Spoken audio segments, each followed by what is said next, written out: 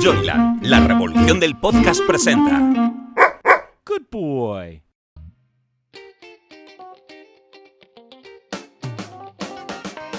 Después de trabajar muchos años en el mundo editorial, Carmen Fernández de Blas nos revela en su podcast ¿Quiero un libro tuyo? Anécdotas, secretos, historias curiosas o divertidas que se esconden tras la publicación de un libro. Pero, sobre todo, personas, seres humanos más que autores, que merece la pena conocer y que nos presenta en cada episodio. Hola, soy Carmen Fernández de Blas y esto es Quiero un libro tuyo. Os doy la bienvenida a esta segunda temporada del podcast en el que empezamos con una persona a la que tengo un enorme cariño y que debo mucho a la hora de haber hecho este podcast. Quiero agradeceros antes vuestros comentarios, las cosas que me habéis hecho llegar de las entrevistas de la primera temporada. Yo personalmente estoy súper contenta porque ha sido un lujo tener esos invitados, he aprendido mucho y espero que en esta segunda disfrutéis tanto más como en la primera. Pero, como os decía, para inaugurar esta nueva etapa, estoy con alguien que es muy responsable de toda esta historia y de la que yo estoy aquí. Realmente le conocí hace muchos años, creo que más de 20. Le publiqué su primer libro. También le he publicado el último y creo que le he publicado prácticamente todos. Pero ha sido curioso porque su vida ha sido una auténtica aventura en pos de la guerra. Nunca he conocido a nadie que haya vivido en tantos países y que realmente esté tan sometido a la adrenalina de la aventura y del riesgo. Por eso nos hemos hecho amigos, por eso le he publicado sus libros y por eso está hoy aquí conmigo. Hola, Hernancín. Hola, Carmen. Qué ilusión que estar de otro lado. Nuevamente yo estoy ahí y estarlo contigo, pues sabes que te debo mucho en esta vida.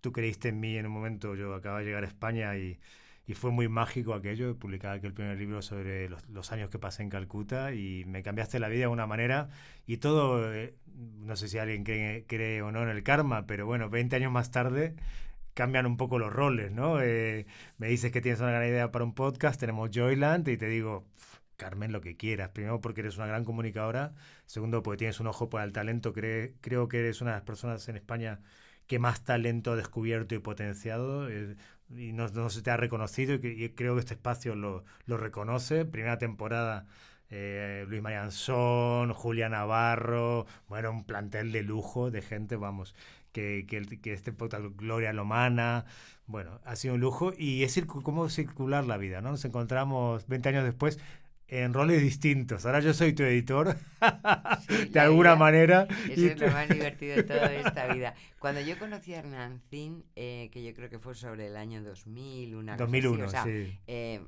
Casi nada, anteayer, él venía de la India. Yo recuerdo que tú acabas de estar con la Madre Teresa, tenías un libro entre las manos que hablaba de esa etapa y de una ONG que creciste y la verdad es que como me pasa con casi todos los invitados que vienen aquí, es porque en algún momento me ha hecho clic y he dicho, qué interesante es esta persona y la prueba está en que muchos años después seguimos aquí, ¿no?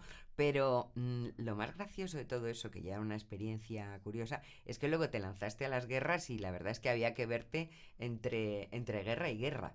A mí me gustaría que la gente te conociera más. De hecho, cuando yo he hablado de ti a muchos amigos y que trabajo contigo en lo del podcast, me dicen, pero es el corresponsal de guerra, pero hace documentales, pero escribe libros. Y le digo, sí, todo eso y mucho más, pero me parece muy importante que nos hables y me gustaría que lo explicaras.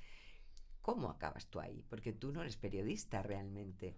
Tu base es, ahora mismo eres corresponsal de guerra. Si tú miras en Google o en Wikipedia, sales como reportero, periodista de guerra, pero realmente tú has acabado ahí.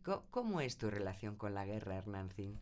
Bueno, mi relación con la guerra es una relación con el sufrimiento ajeno. Yo creo que desde niño he tenido mucha empatía y aparte por los demás. Siempre mi madre me dice que cuando mi bisabuela Julia, que todos los personajes de mi libro llaman Julia, de las ficciones, y le debo mucho a ella, cuando ella se quedaba sola, yo de niño decía, no dejemos sola a la abuela, ¿no? Como que siempre he tenido como una especie de empatía muy a flor de piel por el sufrimiento ajeno, y después a eso le sumas que tuve todo en la vida, tuve mucha suerte. Una familia con mucho amor, no nos faltaba nada, viajar, fui a una muy buena universidad. Es cierto que tuve una adolescencia un poco complicada porque estaba encontrarme a mí mismo, con las drogas y el rock and roll, pero a los 20 años tuve un accidente de coche y ya me puse mucho las pilas, pero siempre me sentí en deuda con la vida. Me di una cabeza que funciona bastante bien, un talento para contar historias, no tengo ninguna enfermedad, se me dan bien con las mujeres, las relaciones, digamos, cuando la vida te da tanto, tienes, como yo me sentía, a los 20 años lo vi claro, y fue a raíz de un libro que me dejó mi bisabuela Julia, que era gallega, y que era una mujer, bueno, no me quiero enrollar mucho, pero al principio de los años del siglo pasado hubo una visión muy orientalista, ella hacía yoga, escribía, era una mujer que tenía en Buenos Aires como 30 pisos y vivía de rentas. De hecho, a mi abuelo lo puso de senador por el partido de los propietarios de alquileres para luchar contra Perón, que los quería nacionalizar. Entonces, ella no solo me inspiró mucho, sino que me dejó un libro que leí con 20 años y que decía, bueno, el ser humano está en categorías, ¿no? De los antiguos Vedas, con esta ola oriental, de pensamiento oriental que a ella le gustaba tanto. Ella hacía ayuno, yoga en los años 60, una mujer muy adelantada. Y leí ese libro que un día cogí en la biblioteca y decía, el hombre piedra solo piensa en sí mismo, el hombre vegetal piensa en él y en su familia, el hombre animal en él y su estado, o su nación, o su raza, y el hombre Dios piensa a todos por igual. Entonces, siempre tuve esa premisa. Digo, a mí no me importa que sea el sufrimiento de un niño en el Congo, el sufrimiento de un niño en Afganistán, o una mujer en la India, a mí me toca, somos todos iguales.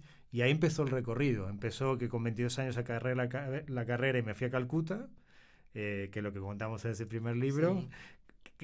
Por casualidad creo hogares para niños, pero bueno, sigue preguntándome que yo sigo avanzando. Porque Sí, a ver, eso ya apuntaba maneras, quiero decir, lo de la India tuyo ya apuntaba maneras, pero luego empezaste a ir a la guerra, a situaciones de conflicto, a denuncias, hay un libro que sabes que le tengo un enorme cariño, que es el de helado y patatas fritas, porque tú escribes un texto y haces un documental, creo también, sobre la pederastia en Camboya, y era terrible. Yo cuando leí ese libro me lo leí 3 veces intentando buscar un título que no fuera duro, que no fuera terrible, porque la situación era así. Y tú te jugabas la vida, y te la jugabas en Gaza, y te la jugabas en Siria, o sea, en Afganistán, en todas las guerras que has estado. Yo me pregunto, ¿cómo te acostumbras a vivir en esa tensión permanente? Vale, el título, para que la gente lo sepa, es helado y patatas fritas. Creo que es uno de los mejores títulos. Bueno, de todos los 35 películas y libros que tengo, creo que es el mejor. Ahí, Carmen, me acuerdo perfectamente el día que me lo dijiste, dije, ¡buah! Es brillante esta mujer. Encontrar un título para una historia tan dura, y al final es que estos señores, por llamarlos de alguna manera, estos tipejos, compraban a los niños con helado y patatas fritas. Entonces era quizá una manera de denunciar desde el niño toda la dureza de ese libro y lo importante que cuenta ese libro. No, y lo que provocó ese libro, porque a partir de ese libro se crea una ONG, varias se involucra el Parlamento Europeo, se involucra el FBI, y a los 5 años hemos metido en prisión a más de 100 pederastas.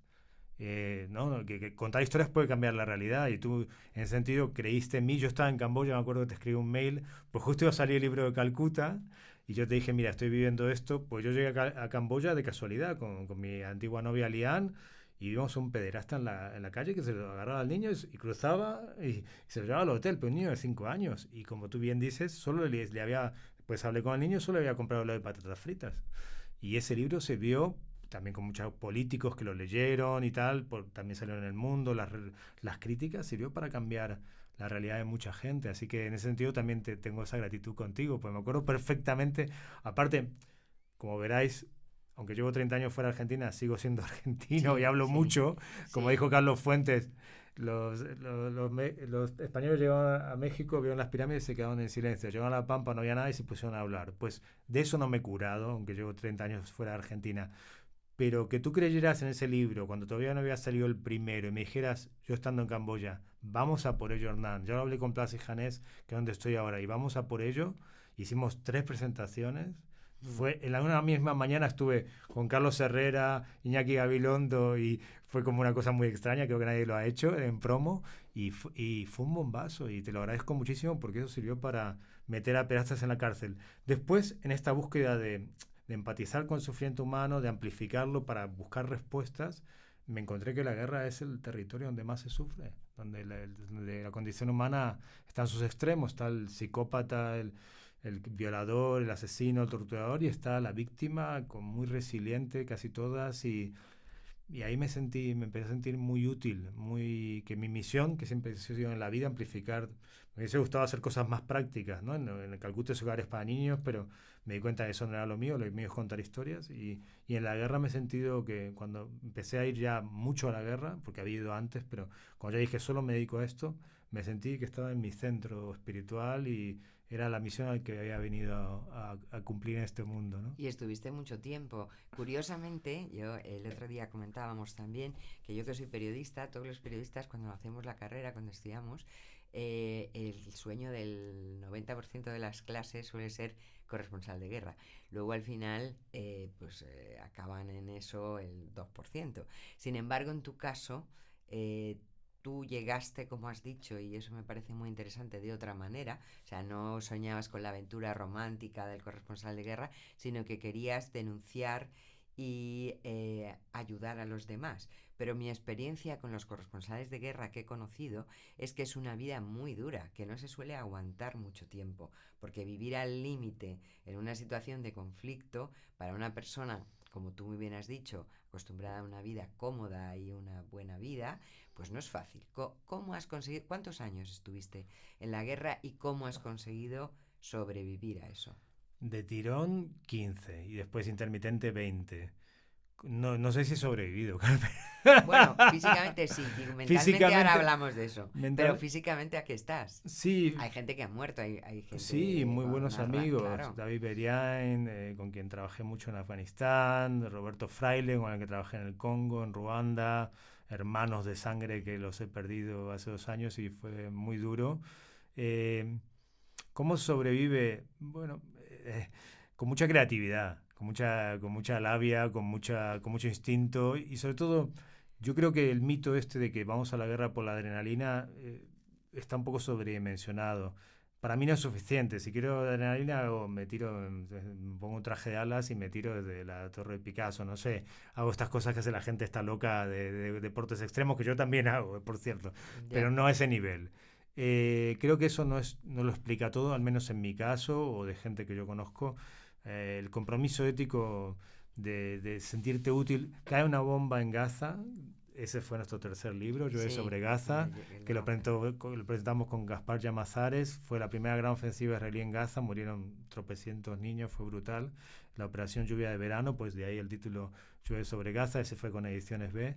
Y cuando tú cae una bomba y destruye toda una casa y a toda la familia, y ves a la madre que te recibe y quizás te dice que no la grabes, pero tú dices, bueno, no te grabo, pero me siento contigo a tomar un té y te invito a un té, te sientes tan útil como persona, ¿no? Porque no hay nada peor en esta vida que sufrir y sufrir solo, ¿no? Entonces acompañas mucho a la gente y se sienten que al mundo le interesa. Tampoco otra cosa muy dura de esto de la gente que sufre este tipo de cosas es que la sufren y parece que a nadie le interesa. De pronto viene un extranjero y se siente, se toma un té en Gaza, en Afganistán, en Somalia, en Congo y se interesa por su historia y eso para mí tiene un valor enorme para esa persona, para lidiar con el trauma.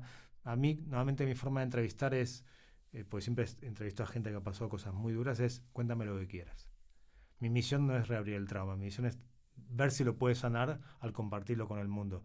Yo esto lo aprendí viviendo en Calcuta, porque una vez tuve 7 malarias y la 8ª me agarró visitando a un amigo en Delhi y me agarró malaria con hepatitis. No tenía seguro médico, obviamente tenía 20 y pico de años, vivía ahí en sandalias y con los pocos artículos que escribía sobrevivía.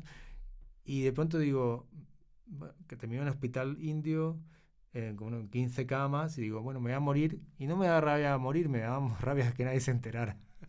No había teléfonos móviles. Entonces ahí también entendí que cuando estás con mucho sufrimiento, sentirte arropado por tu tribu, que alguien te escuche y te agarre la mano es tan importante. Y eso es lo que he tratado de hacer en la guerra también, que es donde hay más sufrimiento. Entonces empecé con 22 años yéndome a vivir a un barrio de chabolas en Calcuta. Tenía una beca para ir a Georgetown a estudiar un máster en ciencias políticas, que era lo que quería. Al final mi padre se cabreó, pero me quedé en Calcuta viviendo ahí. Y después comprendí en un momento que en la guerra donde más iba a ser útil en este sentido. Y es, como me dijo Fernando Savater, en otro libro que hicimos juntos, La libertad del compromiso, Sí, la libertad del compromiso. que me dijiste, bueno, ponle al final entrevistas a gente que hable de esto. La libertad del compromiso es un libro sobre gente que lo ha dejado todo para seguir sus sueños, ¿no? Y al final entrevistó a Fernando Savater, que me dijo, bueno, es una forma de egoísmo inteligente, ¿no? Un egoísmo que te beneficia a ti y a la humanidad. Y eso es lo que he hecho toda la vida, porque ha sido también muy egoísta, ¿no? Para mi familia, para todo. O sea, verme en Afganistán, verme en Somalia. Mis padres se merecen un monumento, ¿no? Desde luego. Pero, sin embargo, tú llega un momento que dices hasta aquí, ¿no? Ya no puedo más. Y en el último libro que has sacado hasta ahora, que es Querida Guerra Mía, haces un poco una parodia un poco divertida, pero en el fondo yo creo que es muy la historia de no puedo vivir sin ti, pero tengo que dejarlo, ¿no? Que es tu amor a la guerra. Sí, ha sido, mira que tengo O a muchas, ir a la guerra, mejor dicho. mira que tengo muchas parejas, creo que unas 12 así oficiales y conviviendo, y ha sido más difícil separarme de la guerra que... Sí, terminé la película Nacido en Siria, ganó muchos premios esa película, pero me tiré un año caminando con los refugiados desde Alepo hasta Berlín, hice 4 veces el camino con mi cámara solo, y ganó, bueno, fuimos a los Goya, ganamos el Platino, Forqué, y en febrero estoy solo en casa, me había separado de Bebe, de la cantante, que tenía una hija y era como mi hija. Bueno, de pronto me encontré solo y dije, bueno, mi vida no tiene sentido, no puedo volver a la guerra porque tengo un estrés postraumático muy grande que no me permite estar en espacios pequeños. Ir a la guerra implica siempre estar en espacios pequeños, un mini avión, un tanque, lo que sea, un Cessna o lo que te toque. Entonces digo, ¿qué hago con mi vida? Y de ahí dije, bueno, quizás me suicido y no pasa nada. Lo asumí como algo, me entré en una pequeña depresión y me puse a escribir Querida Guerra Mía. Y en 3 semanas lo acabé. Entonces estaba en la cama llorando y riendo al mismo tiempo, porque me reía de mí mismo, pues mi personaje sí que sigue. Rodrigo, que es mi alter ego, yo me llamo Hernán Sí. Rodrigo, esto no lo debería decir, pero todos mis personajes son Rodrigo porque es mi alter ego, y lo femenino Julia por mi bisabuela Julia, que tanto me inspiró, la gallega. Y en este sentido, bueno, estaba en la cama, me tiré un mes en la cama riendo y llorando y escribiendo la novela, y después ya me fui a hacer kite con amigos, me invitaron a un festival y empecé a salir de ese pozo, pero la escritura me salvó la vida. Yo te voy a contar una anécdota también, Carmen, perdona. Juan, tú, hay cosas mágicas en la vida. Que estemos juntos aquí es mágico Sí. porque han pasado 20 años, pero tú esto no lo sabes y creo que nunca te lo conté. Yo mandé el manuscrito de mi primer libro, el de Calcuta, que estuve como 5 años para escribirlo, pues escribí como 7 versiones, y fue cuando vine a España después del documental con Penélope Cruz y Nacho Cano, que vine, y ya después de 8 malarias dije, vale, me voy a estar un tiempo en Madrid, al final sigo aquí. Yo lo mandé a un montón de editoriales y la única persona que me respondiste fuiste tú. Pero no sé qué había burocrático en ese momento, que hubo 8 meses ahí de impasse. Ah, me estaba cambiando de editorial. Sí, hubo un momento Sí. ahí de impasse. Claro, entonces yo estaba, claro, imaginaros, recién llegado a España. Bueno, llevaba un año y medio, pero empecé a escribir en El Mundo, empecé a hacer documentales, pero todo era, no conocía a nadie. Llegué a este país en silla de ruedas, bajando el avión con la 8ª malaria encima todavía. Y de pronto yo iba caminando por Paseo de Recoletos, pues pasaba por ahí todos los días para ir a mi casa y tal. Y decía, Carmen, por favor, publícamelo, te juro. Te mandaba como señales, pasaba por ahí todos los días. En esa época miraba mucho por Madrid con los cascos. Y pasaba por ahí, miraba para arriba, sabía en qué planta estabas y decía, Carmen, publícame, que quiero publicar. Era mi sueño de toda mi vida. Hay 3 cosas: empatía, un deseo de vivir por todo el mundo, un deseo de contribuir en mi granito de arena a que el mundo cambie, y el cuarto era ser escritor. Yo nací sabiendo que era escritor. No he podido ganarme la vida con eso, me la he ganado con el cine, pero tú has sido crucial en mi vida, has sido, te juro. Bueno, Pues me alegro para Te que rezaba veas. Santa Carmen. Digo, para que la Santa gente que Carmen. publique el libro sepa. Me habían dicho todos que no. Y la única persona que me dijo que sí. Pero hubo una cosa ahí en el medio y se paralizó. Y fue como decir, Tardó si un ya poco. estaba. A veces las cosas cuestan, pero ya ves. No, a mí me pareció muy interesante porque las historias. Bueno, es verdad que yo soy sensible a esos temas, pero está claro que no me equivoqué, porque no solamente has publicado muchos libros, sino además tus documentales, que es una manera de hacer o de contar las historias de otra manera o en otro formato, han estado llenos de premios, tienes un montón de premios, de reconocimiento, de éxito mundial, porque claro, muchas veces con los documentales, las plataformas, el cine, llegas mucho más lejos que los libros. Es verdad que es otra manera de contarlo, pero al final creo que el talento, mira, me voy a apuntar, sí, te lo descubrí y fui la Exactamente. única que te contesté. Muy mal, colegas, pero muy bien para mí que le, que Ap- le fiché. Apostó por un tarado argentino, italiano, que venía de estar 5 años en la India, que había hecho un hogar para niños por casualidad, porque no, yo no sé, o sea, pero me encontré un niño en la calle que estaba muriendo, yo al hospital y después digo, no, ¿qué voy a hacer? ¿Devolverlo a la calle? Pues hice un hogar para niños, después hice el documental con Penélope Cruz y Nacho Cano, que fue un éxito, pero tú apostaste por alguien que no tenía ni oficio ni beneficio. Y sí, es cierto, 20 años después tengo 7 películas en Netflix, están los Emmy, los Grammy, 3 Goyas, 2 Forqué, un platino. Bueno, ganamos el Festival de Montreal con esta película Morir para contar que está en Netflix, en la cual reflexiono Me sobre encantó ese a mí ese momento. documental y recomiendo muchísimo a la gente que lo vea porque me parece una manera de aproximarnos a lo que yo te preguntaba, a los corresponsales de guerra, a la gente que está en la guerra, a cómo lo vivís, que es absolutamente emotiva, porque yo creo que una de las cosas que tú tienes, Hernán, es que eres emoción. O sea, te gusta contar las cosas con emoción, no es la frialdad del dato, sino llegar al tema humano, que a mí personalmente es lo que me interesa. Entonces, la verdad es que Morir para contarlo es un documental que hay que ver, ¿eh? Lo tenéis en Netflix. Sí, yo siempre, nunca me he definido como reportero ni como periodista, primero porque no tengo la formación y Bueno, pero segundo eso... porque, a ver, yo me fui a Gaza y el libro que hicimos juntos en Gaza, yo sobre Gaza me tiré toda la guerra ahí, fueron 4 meses y después tú me dijiste, ok, a escribir, esta mujer es maravillosa, alguien te diga, ok, le escribe de la guerra, tengo esto, entonces me encerré en mi casa a escribirlo 2 meses también llorando y riendo y haciendo la terapia hasta descargar, escribir es muy sano, muy escribir, porque es muy sanador y, y yo me paso mucho tiempo, me pasaba muchos meses. En Congo estuve 3 años para hacer el tema de la guerra contra las mujeres. Para mí es más la experiencia humana. Me siento muy privilegiado de encontrar a esta gente que son un ejemplo de resiliencia. Imaginaros que aquí nos ahogamos en un vaso de agua porque una cosa, no sé qué. Y esta gente que la han violado, le han quitado todo, está en un campo de refugiados, han perdido toda la familia y te reciben y te hablan. Creo que soy un privilegiado en ese sentido. He tenido mucha suerte. He tenido la suerte de encontrarme con gente como tú en el camino que ha creído en mí. Y creo que en eso te debo mucho y debería hacerte un monumento porque poca gente ha creído en mí con las locuras y he tenido la suerte de poder vivir de lo que me gusta, de lo que me hace feliz. Que he renunciado a tener una familia, que he renunciado a nunca tener vacaciones, hombre, se paga un precio y que ahora tengo estos problemas de estrés postraumático. Pues bienvenidos sean, pero lo que me ha dado pena sí en mi carrera, porque yo me imaginaba de joven viviendo en todo el mundo y escribiendo libros, es que no haber podido vivir de la escritura porque es lo que me hace más feliz. Pero acabamos de firmar un libro y otra vez tengo que dar las gracias y claro, esto lo escucharéis en septiembre, pero en este momento llevo escribiéndolo y es maravilloso.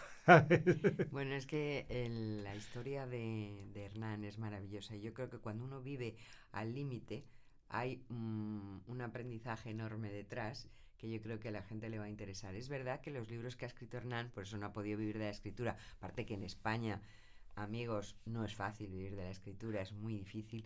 Y más porque él lo que ha hecho sobre todo es no ficción, es decir, ha sido narrar acontecimientos desde una óptica muy emotiva, muy humana, pero salvo Querida Guerra Mía, que es más novela y que es muy divertida, por cierto, y que se entiende muy bien las cosas que ha vivido Hernán, pero no es fácil con eso vivir. Sin embargo, yo creo que tiene una experiencia, un conocimiento del mundo que nos puede ayudar a todos a transmitirlo, porque claro, tú has estado en la cara, digamos, no digo negativa, sino difícil del mundo.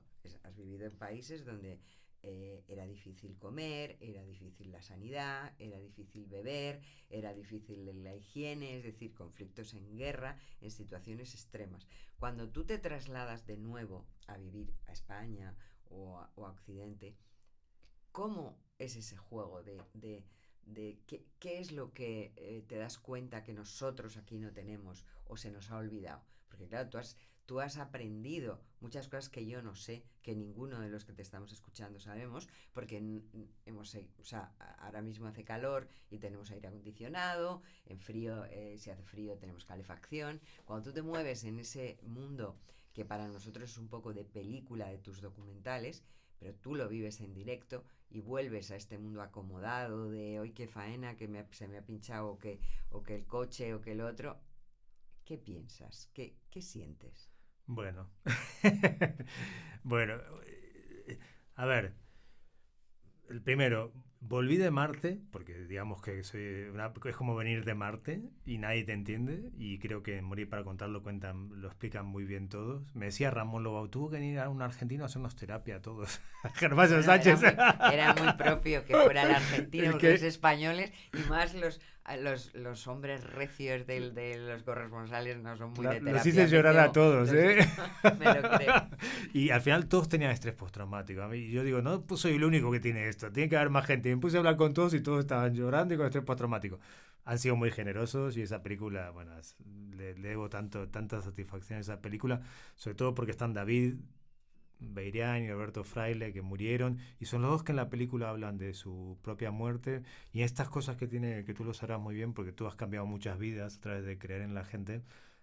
Ahora hay una plaza en Salamanca para Roberto Fraile, que es una gran cámara, que se llama Morir para contar, ¿no? Y la mujer me pidió permiso y digo, es un honor que tenga ese nombre. Volver es muy raro, sobre todo que fue obligado. No podía ir más a la guerra y me tuve que quedar aquí, 2017. Ya llevo 5 años en esta parte del mundo. No sé, me está costando más que la guerra, te lo digo, porque algo que aprendí muy joven, eso sí, yo me fui la primera vez a Calcuta con 20 años mientras seguía la carrera de Relaciones Internacionales. Me fui un mes y me quedé 4 y llegué tarde a la carrera. Y volvía y le evitaba en la universidad, ¿no? Era como, yo he visto a la Madre Teresa, yo tal. No, y ahí me di cuenta que era un gilipollas porque no puedes no entender que cada uno sufre en la dimensión de su realidad.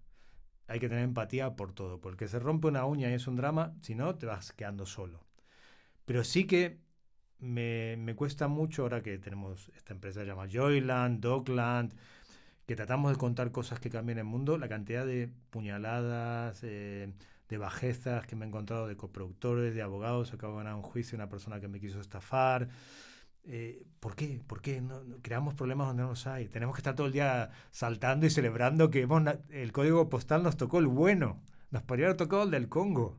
Y estamos aquí creando problemas donde no los hay. Entonces, un poco el próximo libro, y te agradezco otra vez, Carmen, que apostaras por mí, porque no es fácil. Estas lecciones de una vida en guerra es de eso, es decir, del que estuvo en Marte, que lamentablemente no es Marte, sino que es cruzar el estrecho, te va a sacar de tu realidad y te va a dar herramientas para poner todo de una forma relativa, ¿no? Tenemos todo para ser felices. 99% de nuestros problemas en esta parte del mundo son inventados. Son neurosis, los creamos nosotros mismos. Porque lo veo con mis abogados, con mis socios, con la gente con la que hago películas, salvo tú, que eres una persona que en 20 y pico años me ha mostrado que es asertiva, honesta, directa y convincente, que eres muy clara y lo que dices va a misa. Hay una cantidad de gente, y digo, ¿por qué? Si podemos estar todos bien. Dame tú la clave, ¿por qué tanto? No, o sea, yo creo que es la sociedad, o sea, yo no creo que sea, por supuesto hay personas y hay caracteres, pero esta sociedad quizá empuja mucho a la soledad.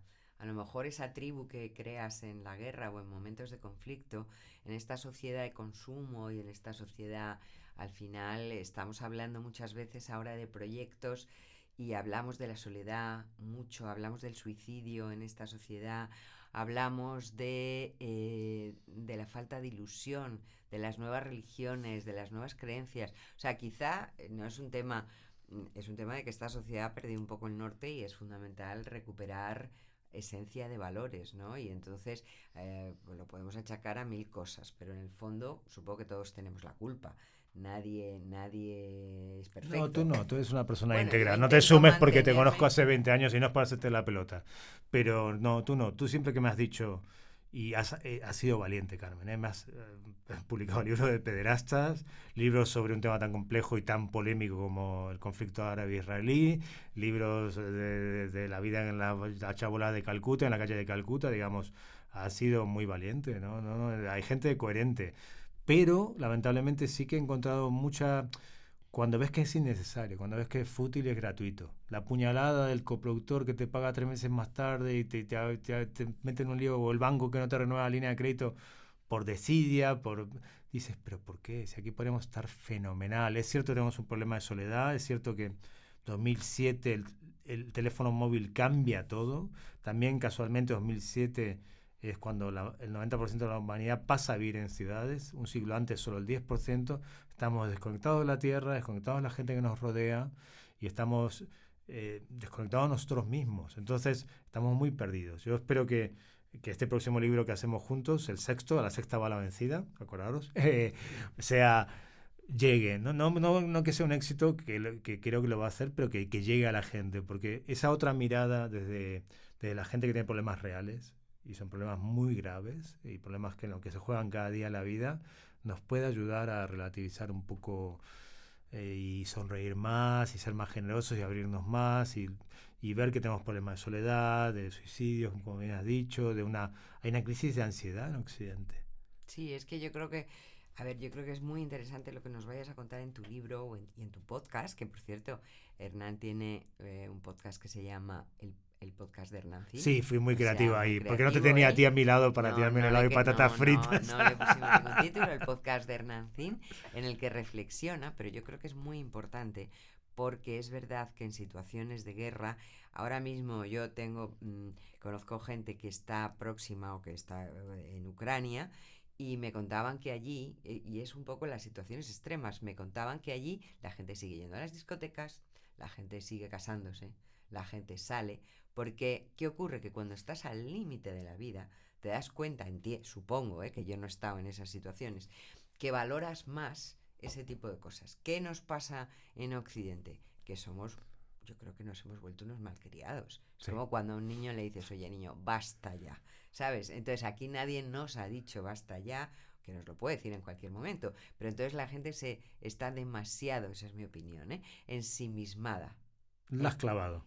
Sí mismo, o sea, se miran, se remiran, te remiras. Entonces, es verdad que hay que mirar más a los demás y yo creo que igual que se han denunciado en un momento dado situaciones políticas o de guerra o que me ha encantado hacer en tus libros, porque yo creo que un editor es eso también, denunciar problemas, hacer llegar a los demás opiniones. En este caso, también es muy importante llegar a las lecciones que nos da ese otro tipo de vida.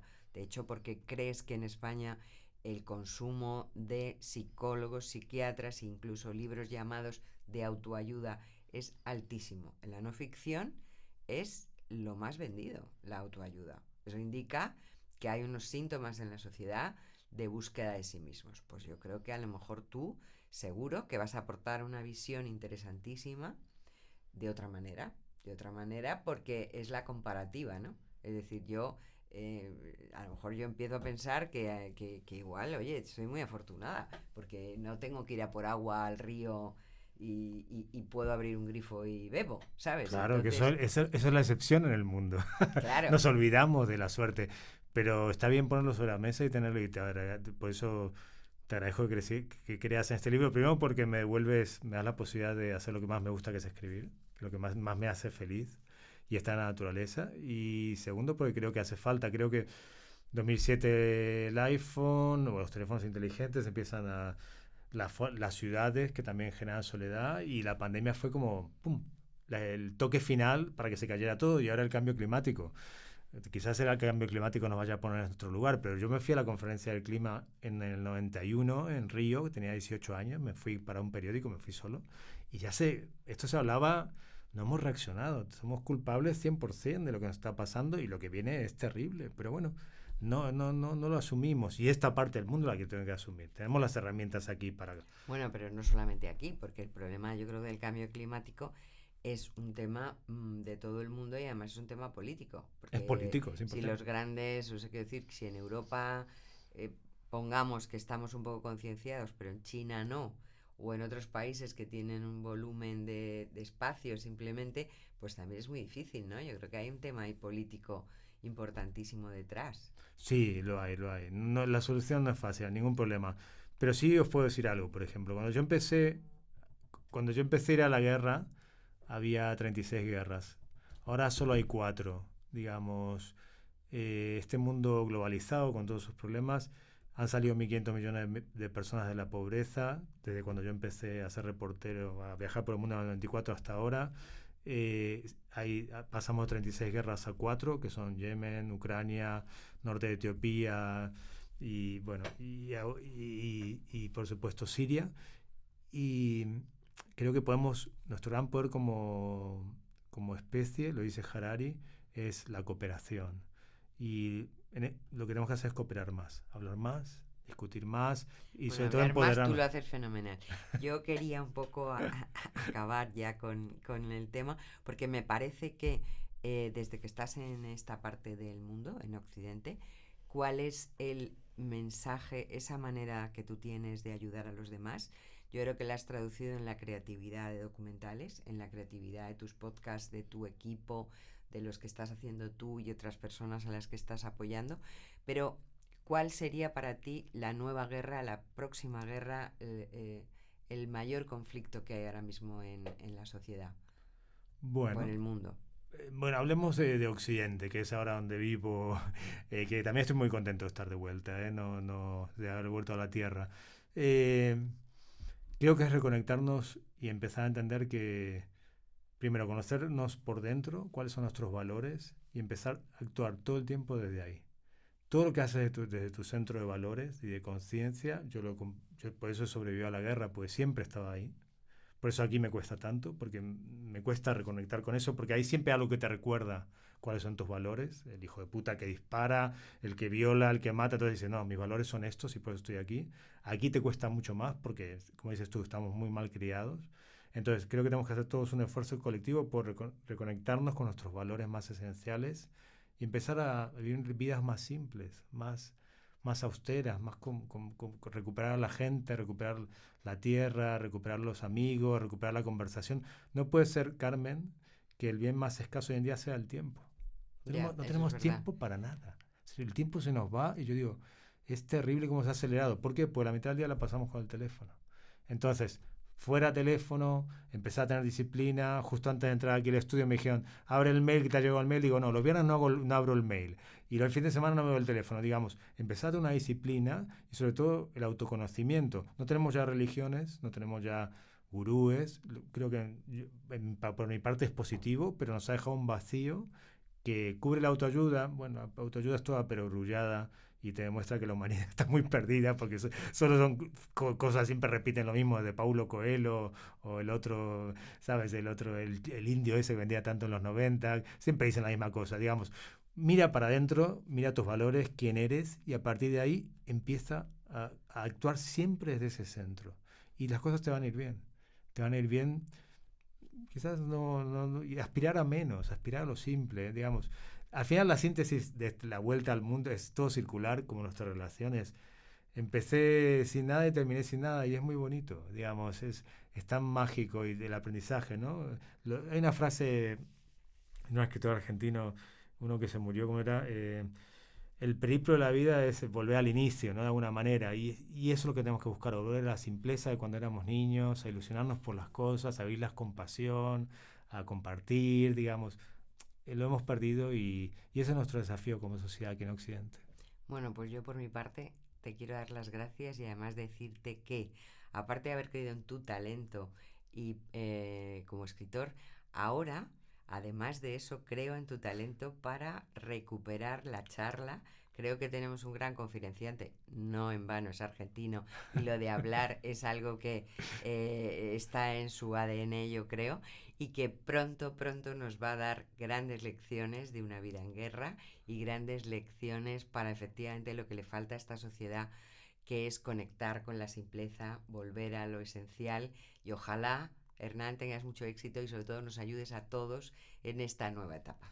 Así que gracias por haber sido el primer invitado de esta temporada y espero que sigamos mucho más tiempo haciendo cosas juntos y divirtiéndonos, que es la clave. Eso es. Este podcast es maravilloso.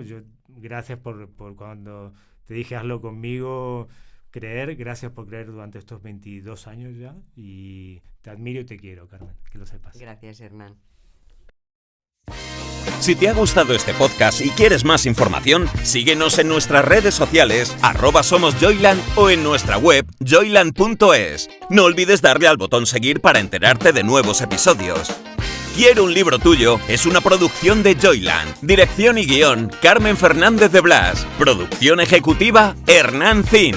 Dirección de producción, Ainhoa Martín. Locutado por Fernando Simón. Diseño de sonido, Alberto Cerro. Diseño gráfico, Julia Cernuda. Edición de vídeo, Lorena Gracia. Dirección comercial, Alberto Rojas. Producción Wowland, Fernando Pastini. Redes sociales, Sergio Corredor. Una idea original de Hernán Zin. Joyland, la revolución del podcast. Una empresa del grupo Wowland.